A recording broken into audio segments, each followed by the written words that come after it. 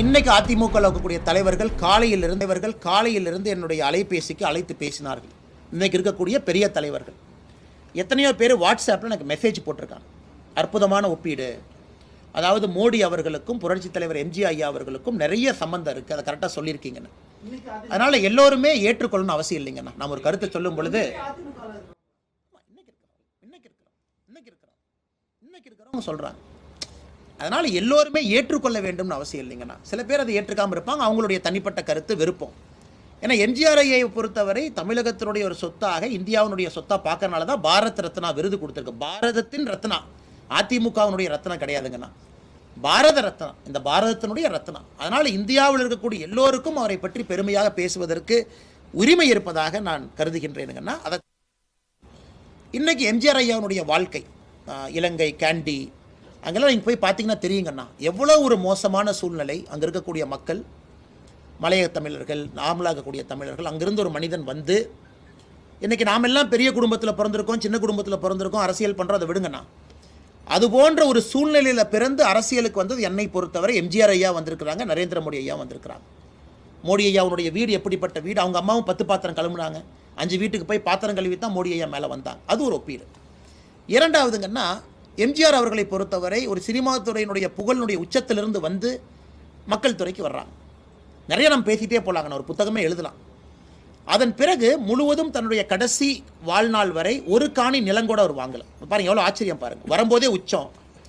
அதன் பிறகு சொந்தமாக ஒரு சொத்து கூட வாங்கிக்கல, அவருடைய பணத்தை மட்டும்தான் ஒரு இதுலேயும் செலவு பண்ணிட்டு போகிறார். மோடி ஐயா அதே தான். குஜராத்திலிருந்து வெளியே வரும் பொழுது அக்கௌண்ட்டில் எவ்வளோ பணம் இருந்துச்சோ மொத்தமாக அங்கே இருக்கக்கூடிய போலீஸ்க்கு கொடுத்துட்டு இங்கே வந்துட்டாங்க. இங்கேயும் கூட அவருக்குன்னு தனிப்பட்ட முறையில் ஒரு லேண்டோ தனிப்பட்ட முறையில் ஒரு சொத்தோ கிடையாது. அதனால் ஒப்பீடு சொல்லிகிட்டே போகலாம். அரசியலில் குற்றம் சாட்டுவதற்காக சொல்கிறாங்க, அவங்க கருத்து தான், நான் விமர்சிக்க விரும்பலைங்கண்ணா. ஆனால் அதே நேரத்தில் முக்கியமான அதிமுக தலைவர்கள் அவங்க அரசியலுக்கு அப்பாற்பட்டு நல்ல ஒப்பீடுங்க, கரெக்டாக சொல்லியிருக்கிறீங்க.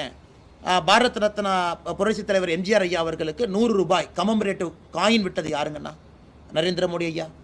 அதே போல் நம்முடைய சென்னை சென்ட்ரல் ரயில்வே ஸ்டேஷனில் அவர்களுக்கு அனுமதி கொடுத்து நம்முடைய ரயில்வே அமைச்சரகம் வந்து ஆளுயர எம்ஜிஆர் ஐயா அவர்களுக்கு ஆளுயர ஸ்டாச்சு வச்சு கௌரவப்படுத்தினது யாருங்க? நம்ம நிறைய சொல்லிகிட்டே போகலாங்கன்னா.